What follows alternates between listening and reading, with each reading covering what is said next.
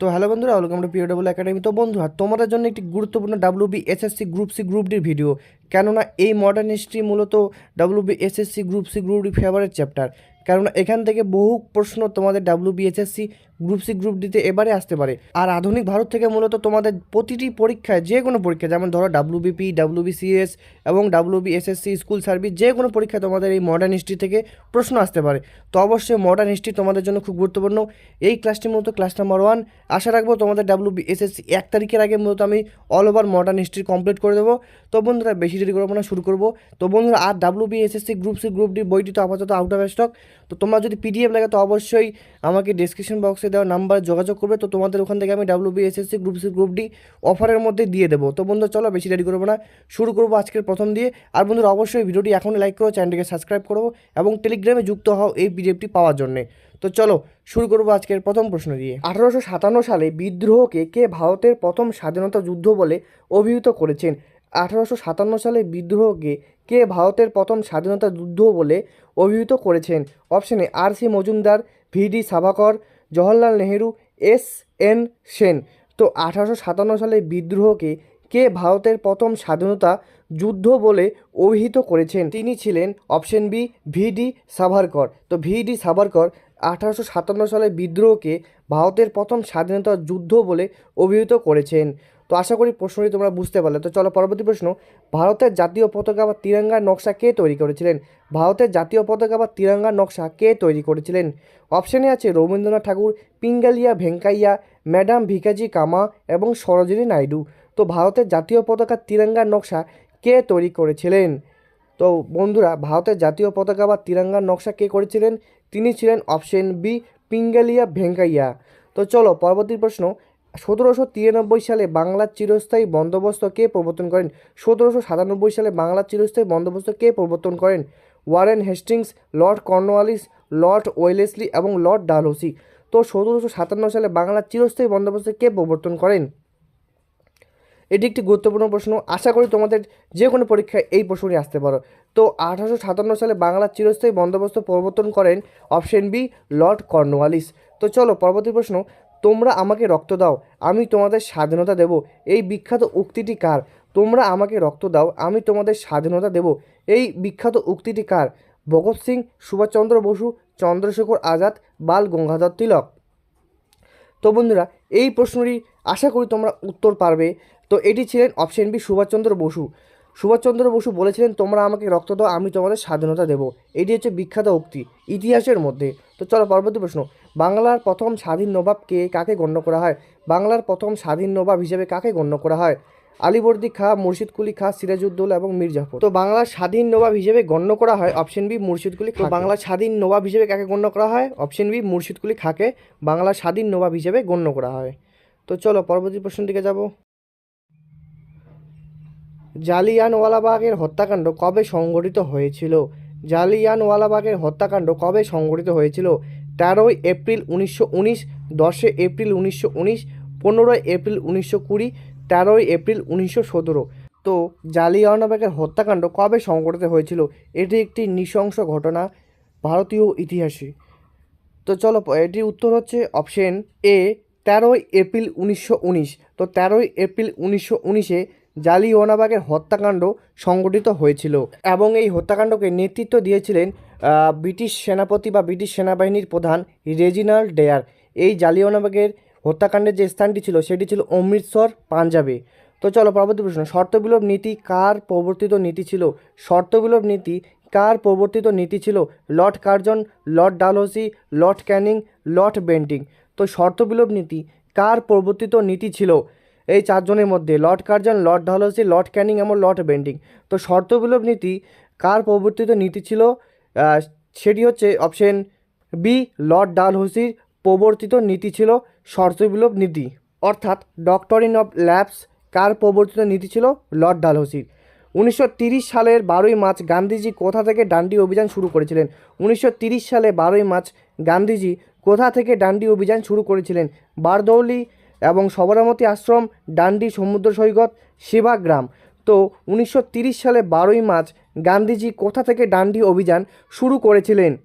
বারদৌলি এবং তারপরে আছে সবরমতী আশ্রম, ডান্ডি সমুদ্র সৈকত, সেবাগ্রাম। তো 1930 সালে 12ই মার্চ ডান্ডি অভিযান গান্ধীজি শুরু করেছিলেন হচ্ছে অপশন বি সবরমতী আশ্রম থেকে। 1930 সালে 12ই মার্চ গান্ধীজি ডান্ডি অভিযান শুরু করেছিলেন। নীল চাষিদের সমর্থনে রচিত নীল দর্পণ নাটকের রচয়িতাকে? নীল চাষিদের সমর্থনে রচিত নীল দর্পণ নাটকের রচয়িতাকে? মাইকেল মধুসূদন দত্ত, দীনবন্ধু মিত্র, বঙ্কিমচন্দ্র চট্টোপাধ্যায় এবং হরিশ্চন্দ্র মুখোপাধ্যায়। তো নীল চাষিদের সমর্থনে রচিত নীল দর্পণের নাটকের রচয়িতা হলেন অপশন বি দীনবন্ধু মিত্র। পরবর্তী প্রশ্ন, ভারতের প্রথম গভর্নর জেনারেল হিসেবে কে নিযুক্ত হয়েছিলেন? চার্টার অ্যাক্ট 1833 অনুযায়ী ভারতের প্রথম গভর্নর জেনারেল হিসেবে কে নিযুক্ত হয়েছিলেন? চার্টার অ্যাক্ট 1833 অনুযায়ী Warren Hastings, Lord William Bentinck, Lord Canning, Lord Dalhousie. তো ভারতের প্রথম গভর্নর জেনারেল হিসেবে কে নিযুক্ত হয়েছিলেন? কোন আইনের মাধ্যমে? চার্টার আইনের মাধ্যমে 1833। তিনি ছিলেন option B Lord William Bentinck. তো চলো পরবর্তী প্রশ্ন, গদ্দর পার্টি কত সালে এবং কার নেতৃত্বে প্রতিষ্ঠিত হয়? গদ্দর পার্টি কত সালে এবং কার নেতৃত্বে প্রতিষ্ঠিত হয়? 1907 সালে ভগৎ সিং, 1913 সালে লালা হরদওয়াল, 1915 সালে রাসবিহারী বসু এবং 1916 সালে বাল গঙ্গাধর তিলক। তো গদ্দর পার্টি কে প্রতিষ্ঠা করেছিলেন এবং কত সালে গদ্দর পার্টি প্রতিষ্ঠিত হয়েছিল? তো বন্ধুরা, গদ্দর পার্টি প্রতিষ্ঠিত হয়েছিল 1913 সালে এবং এর নেতৃত্ব দিয়েছিলেন লালা হরদওয়াল। অর্থাৎ গদ্দর পার্টি 1913 সালে এবং এর নেতৃত্ব দিয়েছিলেন লালা হরদওয়াল। আর বন্ধুরা, এই প্রশ্নটি যদি থাকে যে গদ্দর পার্টি কে প্রতিষ্ঠা করেছিলেন, তিনি হবেন লালা হরদওয়াল। তো চলো পরবর্তী প্রশ্ন, 1857 সালে বিদ্রোহের সময় ভারতের গভর্নর জেনারেল কে ছিলেন? 1857 সালে বিদ্রোহের সময় ভারতের গভর্নর জেনারেল কে ছিলেন? Lord Dalhousie, Lord Canning, Lord Bentinck এবং লর্ড লিটন। তো 1857 সালে বিদ্রোহের সময় ভারতের গভর্নর জেনারেল ছিলেন অপশন বি লর্ড ক্যানিং। তো চলো পরবর্তী প্রশ্ন দিকে যাব। স্বরাজ আমার জন্মগত অধিকার, এই উক্তিটি কার? স্বরাজ আমার জন্মগত অধিকার, এই উক্তিটি কার? বিপিনচন্দ্র পাল, বাল গঙ্গাধর তিলক, অরবিন্দ ঘোষ এবং লালা লাজপত রায়। তো স্বরাজ আমার জন্মগত অধিকার, এই উক্তিটি হলো অপশন বি বাল গঙ্গাধর তিলকের উক্তি। পরবর্তী প্রশ্ন, অমিত বাজার পত্রিকার সম্পাদক কে ছিলেন? অমিত বাজার পত্রিকার সম্পাদক কে ছিলেন? সুরেন্দ্রনাথ বন্দ্যোপাধ্যায়, শিশির কুমার ঘোষ, বরীন্দ্র কুমার ঘোষ এবং অরবিন্দ ঘোষ। তো অমিত বাজার পত্রিকার সম্পাদক কে ছিলেন? এটি একটি গুরুত্বপূর্ণ প্রশ্ন। তো বন্ধুরা, অমিত বাজার পত্রিকার সম্পাদক ছিলেন অপশন বি শিশির কুমার ঘোষ। তো শিশির কুমার ঘোষ ছিলেন অমিত বাজার পত্রিকার সম্পাদক। আর বন্ধুরা, আজকের প্রশ্নগুলো তোমাদের আমি ফার্স্ট করাচ্ছি, কারণ আমাদের তাড়াতাড়ি তোমাদের কমপ্লিট করে দিতে লাগে মডার্ন হিস্ট্রি। তো পরবর্তী প্রশ্ন, বক্সারের যুদ্ধের সময় 1764 সালে ব্রিটিশ সেনাপতি কে ছিলেন? বক্সারের যুদ্ধের সময় ব্রিটিশ সেনাপতি কে ছিলেন? Robert Clive, Hector Munro, William Bentinck, Lord Dalhousie. তো বক্সারের যুদ্ধের সময় ব্রিটিশ সেনাপতি কে ছিলেন? Robert Clive, Hector Munro, William Bentinck, Lord Dalhousie. তো বন্ধুরা, বক্সারের যুদ্ধের সময় ব্রিটিশ সেনাপতি ছিলেন অপশন বি হেক্টর মুনরো। তো হেক্টর মুনরো বক্সারের যুদ্ধের সময় সেনাপতি ছিলেন, ব্রিটিশ সেনাপতি ছিলেন তিনি। তো বন্ধুরা, চলো পর্বত, আধুনিক ভারতের জনক বা father of the modern India কাকে বলা হয়? আধুনিক ভারতের জনক কাকে বলা হয়? ঈশ্বরচন্দ্র বিদ্যাসাগর, রাজা রামমোহন রায়, স্বামী বিবেকানন্দ এবং রবীন্দ্রনাথ ঠাকুর। তো বন্ধুরা, কাকে আধুনিক ভারতের জনক বলা হয়? তো আধুনিক ভারতের জনক বলা হয় অপশন বি রাজা রামমোহন রায়কে আধুনিক ভারতের জনক বলা হয়। পরবর্তী প্রশ্ন, 1942 সালে ভারত ছাড়ো আন্দোলনের স্লোগান কী ছিল? 1942 সালে ভারত ছাড়ো আন্দোলনের স্লোগান কী ছিল? জয় হিন্দ, কারেঙ্গে ইয়া মারেঙ্গে, ইনকলাব জিন্দাবাদ, দিল্লি চলো। 1942 সালে ভারত ছাড়ো আন্দোলনের স্লোগান কী ছিল? স্লোগান ছিল মূলত অপশন বি কারেঙ্গে ইয়া মারেঙ্গে। 1942 সালে ভারত ছাড়ো আন্দোলনের মূল স্লোগান। এই স্লোগানটি মূলত ভারতীয় ইতিহাসে একটি গুরুত্বপূর্ণ স্লোগান, যে কিনা ব্রিটিশ ভারতকে তাড়ানোর জন্য এই স্লোগানটি দেওয়া হয়েছিল। তো পরবর্তী প্রশ্ন, ভারতের প্রথম ভাইসরয় কে ছিলেন? ভারতের প্রথম ভাইসরয় কে ছিলেন? Lord Dalhousie, Lord Canning, Lord Mountbatten এবং লর্ড রিপন। তো ভারতের প্রথম ভাইসরয় ছিলেন অপশন বি লর্ড ক্যানিং। তো চলো পরবর্তী প্রশ্ন, 1855 সালে সাঁওতাল বিদ্রোহের প্রধান নেতা কে ছিলেন?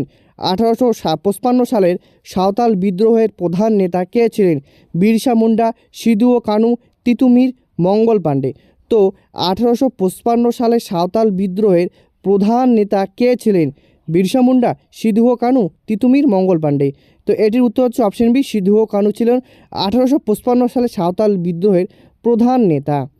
লর্ড কার্জন কত সালে বঙ্গভঙ্গ কার্যকর করেছিলেন? লর্ড কার্জন কত সালে বঙ্গভঙ্গ কার্যকর করেছিলেন?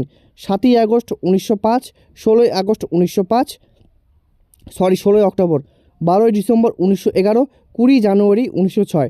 তো লর্ড কার্জন কত সালে বঙ্গভঙ্গ কার্যকর করেছিলেন?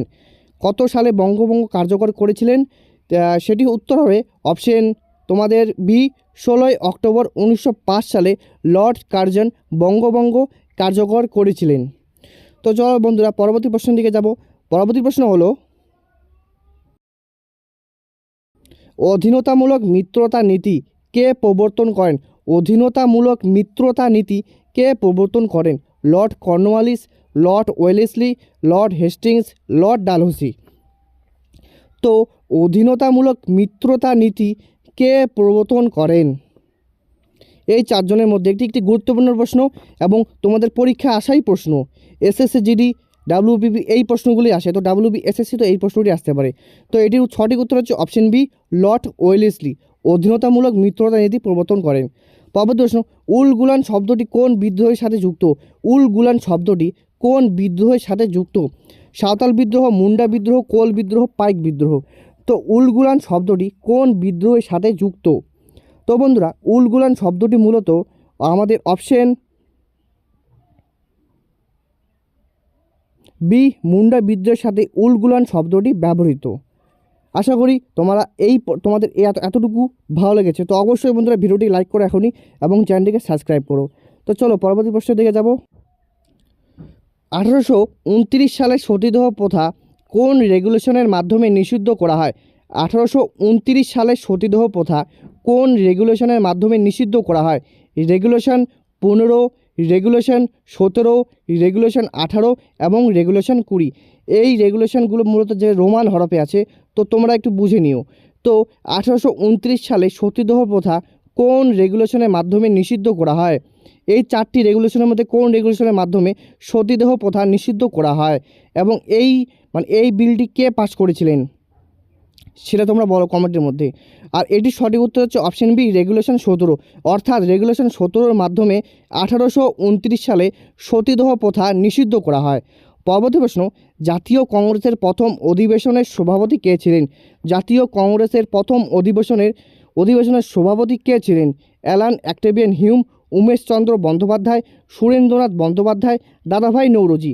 তো জাতীয় কংগ্রেসের প্রথম অধিবেশনের সভাপতি কে ছিলেন? Allan Octavian Hume, Umeshchandra Bandyopadhyay, Surendranath Bandyopadhyay এবং দাদাভাই নৌরোজি। তো জাতীয় কংগ্রেসের প্রথম অধিবেশনের সভাপতি ছিলেন উমেশচন্দ্র বন্দ্যোপাধ্যায়। তো উমেশচন্দ্র বন্দ্যোপাধ্যায় ছিলেন জাতীয় কংগ্রেসের প্রথম সভাপতি। আর জাতীয় কংগ্রেসের প্রতিষ্ঠাতা ছিলেন অ্যালান অক্টেভিয়ান হিউম। পরবর্তী প্রশ্ন, ভারতের প্রথম সংবাদপত্র কোনটি? ভারতের প্রথম সংবাদপত্র কোনটি? সমাচার দর্পণ, বেঙ্গল গ্যাজেট, হিন্দু প্যাট্রিয়ট, সংবাদ প্রভাকর। তো ভারতের প্রথম সংবাদপত্র কোনটি? সমাচার দর্পণ, বেঙ্গল গ্যাজেট, হিন্দু প্যাট্রিয়ট এবং সংবাদ প্রভাকর। তো ভারতের প্রথম সংবাদপত্র হলো option B, Bengal Gazette. Bengal Gazette ভারতের সর্বপ্রথম সংবাদপত্র। পরবর্তী প্রশ্ন, মাস্টারদা সূর্য সেন কোন ঘটনার সাথে যুক্ত ছিলেন? মাস্টারদা সূর্য সেন কোন ঘটনার সাথে যুক্ত ছিলেন? কাকরি ষড়যন্ত্র, চট্টগ্রাম অস্ত্রাগার লুণ্ঠন, মিরাট ষড়যন্ত্র এবং লাহোর ষড়যন্ত্র। তো মাস্টারদা সূর্য সেন কোন ঘটনার সাথে যুক্ত ছিলেন? তো বন্ধুরা মাস্টারদা সূর্য সেন মূলত অপশন বি, চট্টগ্রাম অস্ত্রাগার লুণ্ঠনের সাথে যুক্ত ছিলেন। তো মাস্টারদা সূর্য সেন কোন ঘটনার সাথে যুক্ত ছিলেন? অপশন বি, চট্টগ্রাম অস্ত্রাগার লুণ্ঠনের সাথে যুক্ত ছিলেন। এবং মাস্টারদা সূর্য সেনের কত সালে ফাঁসি হয়েছিল সেটা তোমরা বলো। এবং এই প্রশ্নটিতে আছে বা এই ক্লাসটিতে তোমাদের আছে মাস্টারদা সূর্য সেনের কত সালে ফাঁসি হয়েছিল। তো চলো পরবর্তী প্রশ্ন, পুনা চুক্তি 1932 কাদের মধ্যে স্বাক্ষরিত হয়েছিল? পুনা চুক্তি 1932 কাদের মধ্যে স্বাক্ষরিত হয়েছিল?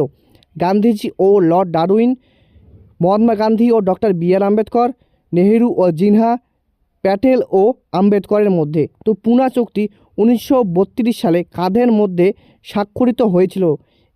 তো পুনা চুক্তি 1932 মূলত অপশন বি, মহাত্মা গান্ধী ও ডক্টর বি.আর. আম্বেদকরের মধ্যে স্বাক্ষরিত হয়েছিল। আর মহাত্মা গান্ধী হয়ে কে স্বাক্ষর করেছিলেন? তিনি ছিলেন মদন মোহন মালব্য। পরবর্তী প্রশ্ন, ভারতের প্রথম যাত্রীবাহী ট্রেন কত সালে চালু হয়? ভারতের প্রথম যাত্রীবাহী ট্রেন কত সালে চালু হয়? 1851, 1853, 1854 এবং 1856। তো ভারতের প্রথম যাত্রীবাহী ট্রেন কত সালে চালু হয়? তো বন্ধুরা, আর ভারতের যাত্রীবাহী ট্রেন বা ভারতের ট্রেন ব্যবস্থা কে প্রচলন করেছিলেন? তো বন্ধুরা, ভারতের প্রথম যাত্রীবাহী ট্রেন 1853 সালে চালু হয় এবং এটি চালু করেছিলেন লর্ড ডালহৌসি। সেটির মতো বোম্বে থেকে থানে সর্বপ্রথম ট্রেন চলাচল শুরু হয়েছিল ভারতীয় ইতিহাসে সর্বপ্রথম, এবং সেটি মেন প্রবর্তক বা মেন প্রতিষ্ঠাতা ছিলেন লর্ড ডালহৌসি। আশা করি বুঝতে পারলে। তো চলো পরবর্তী প্রশ্ন। বিধবা বিবাহ আইন 1856 কার প্রচেষ্টায় পাশ হয়েছিল? বিধবা বিবাহ আইন 1856 কার প্রচেষ্টায় পাশ হয়েছিল? রাজা রামমোহন রায়, ঈশ্বরচন্দ্র বিদ্যাসাগর, কেশবচন্দ্র সেন, স্বামী বিবেকানন্দ। তো বিধবা বিবাহ আইন 1856 কার প্রচেষ্টায় পাশ হয়েছিল? অপশন বি, ঈশ্বরচন্দ্র বিদ্যাসাগরের প্রচেষ্টায় বিধবা বিবাহ আইন 1856 পাশ হয়েছিল। সারে জাহাসে আচ্ছা গানটি রচয়িতাকে? সারে জাহাসে আচ্ছা গানটি রচয়িতাকে? রবীন্দ্রনাথ ঠাকুর, মোহাম্মদ ইকবাল, বঙ্কিমচন্দ্র চট্টোপাধ্যায়, নজরুল ইসলাম। তো সারে জাহাসে আচ্ছা গানটি রচয়িতাকে? তো সারে জাহাসে আচ্ছা গানটি রচয়িতা হলেন অপশন বি, মোহাম্মদ ইকবাল। তো মোহাম্মদ ইকবাল সারে জাহাসে আচ্ছা গানটি রচয়িতা। চলো পরবর্তী প্রশ্ন দিকে যাব। কংগ্রেসের কোন অধিবেশনে পূর্ণ স্বরাজ প্রস্তাব গৃহীত হয়েছিল? কংগ্রেসের কোন অধিবেশনে পূর্ণ স্বরাজ প্রস্তাব গৃহীত হয়েছিল? 1907, 1929 লাহোর, 1924 বেলগাঁও, 1938 হরিপুরা। কংগ্রেসের কোন অধিবেশনে পূর্ণ স্বরাজ প্রস্তাব গৃহীত হয়েছিল? 1907 সুরাট, 1929 লাহোর, 1924 বেলগাঁও এবং 1938 হরিপুরা। তো কংগ্রেসের কোন অধিবেশনে পূর্ণ স্বরাজ প্রস্তাব গৃহীত হয়েছিল? তো বন্ধুরা, কংগ্রেসের যে অধিবেশনে পূর্ণ স্বরাজ প্রস্তাব গৃহীত হয়েছিল সেটি হলো অপশন বি, 1929 সালে লাহোর অধিবেশনে পূর্ণ স্বরাজ প্রস্তাব গৃহীত হয়েছিল। 1857 সালের বিদ্রোহের সময় দিল্লির সম্রাট কে ছিলেন? 1857 সালে বিদ্রোহের সময় দিল্লির সম্রাট কে ছিলেন? প্রথম বাহাদুর শাহ, দ্বিতীয় বাহাদুর শাহ, শাহ আলম এবং মোহাম্মদ ইকবাল। 1857 সালের বিদ্রোহের সময় দিল্লির সম্রাট কে ছিলেন? ছিলেন হচ্ছে অপশন বি, দ্বিতীয় বাহাদুর শাহ। পরবর্তী প্রশ্ন। ব্রহ্ম সমাজ কত সালে প্রতিষ্ঠিত হয়? ব্রহ্ম সমাজ কত সালে প্রতিষ্ঠিত হয়? 1814, 1828, 1830 এবং 1866। তো ব্রহ্ম সমাজ কত সালে প্রতিষ্ঠিত হয়? অপশন বি, 1828 সালে ব্রহ্ম সমাজ প্রতিষ্ঠিত হয়। পরবর্তী প্রশ্ন। গান্ধীজি কত সালে দক্ষিণ আফ্রিকা থেকে ভারতে ফিরেছিলেন? গান্ধীজি কত সালে দক্ষিণ আফ্রিকা থেকে ভারতে ফিরেছিলেন? 1914, 1915, 1916 এবং 1917। তো গান্ধীজি কত সালে দক্ষিণ আফ্রিকা থেকে ভারতে ফিরেছিলেন এবং তিনি যেই দিনে ফিরেছিলেন সেই দিনকে বর্তমানে ভারতের পরিযায়ী শ্রমিক হিসাবে গণ্য করা হয় কত জানুয়ারিকে? তো বন্ধুরা, গান্ধীজি মূলত আফ্রিকা থেকে 1915 সালে ভারতে এসেছিলেন। আজাদ হিন্দ ফৌজের ঝাঁসি রানী রেজিমেন্ট এর নেতৃত্ব কে দিয়েছিলেন? আজাদ হিন্দ ফৌজের ঝাঁসি রানী রেজিমেন্টের নেতৃত্ব কে দিয়েছিলেন? সরোজিনী নাইডু, ক্যাপ্টেন লক্ষ্মী সেহগল, কল্পনা দত্ত, মাতঙ্গিনী হাজরা। তো আজাদ হিন্দ ফৌজের ঝাঁসি রানী রেজিমেন্টের নেতৃত্ব দিয়েছিলেন অপশন বি, ক্যাপ্টেন লক্ষ্মী সেহগল। তিনি আজাদ হিন্দ ফৌজের ঝাঁসি রানী রেজিমেন্টের নেতৃত্ব দিয়েছিলেন। পরবর্তী প্রশ্ন। ভারতের স্থানীয় স্বায়ত্তশাসনের জনক কাকে বলা হয়? ভারতের স্থানীয় স্বায়ত্তশাসনের জনক কাকে বলা হয়? Lord Liton, Lord Ripon, Lord Curzon, Lord Dalhousie. ভারতের স্থানীয় স্বায়ত্তশাসনের জনক কাকে বলা হয়? তো বন্ধুরা, ভারতের স্থানীয় স্বায়ত্তশাসনের জনক বলা হয় অপশন বি, লর্ড রিপন। পরবর্তী প্রশ্ন। কে সীমান্ত গান্ধী নামে পরিচিত? কে সীমান্ত গান্ধী নামে পরিচিত? লিয়াকত আলী খান, আব্দুল গফর খান, মৌলানা আজাদ, মোহাম্মদ আলী জিন্নাহ। কে সীমান্ত গান্ধী নামে পরিচিত? অপশন বি, খান আব্দুল গফর খান। তিনি সীমান্ত গান্ধী নামে পরিচিত। পরবর্তী প্রশ্ন। তিতুমির কোথায় বাঁশের কেল্লা নির্মাণ করেছিলেন? তিতুমির কোথায় বাঁশের কেল্লা নির্মাণ করেছিলেন? বারাসত, নারকেলবেড়িয়া, মেদিনীপুর, যশোর। তিতুমির কোথায় বাঁশের কেল্লা নির্মাণ করেছিলেন? তো বন্ধুরা, তিতুমির মূলত অপশন বি, নারকেলবেড়িয়াতে বাঁশের কেল্লা নির্মাণ করেছিলেন। চলো পরবর্তী প্রশ্ন দিকে যাব।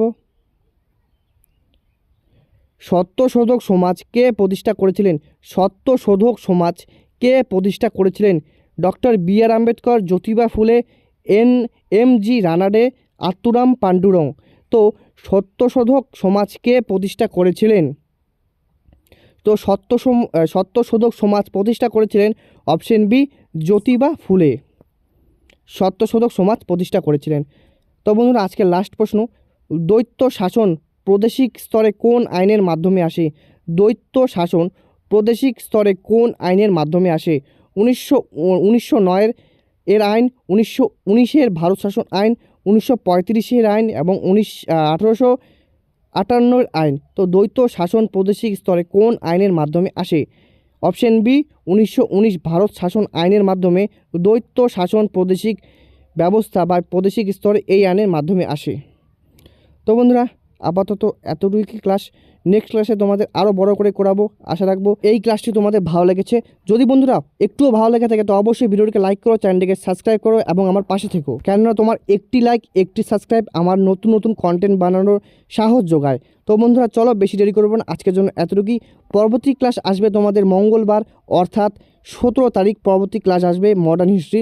তো অবশ্যই সেই ক্লাসটি দেখবে, আশা রাখবো তোমাদের প্রতিটি ক্লাসে ভালো লাগবে এখন থেকে। তো চলো আজকের জন্য বাই বাই।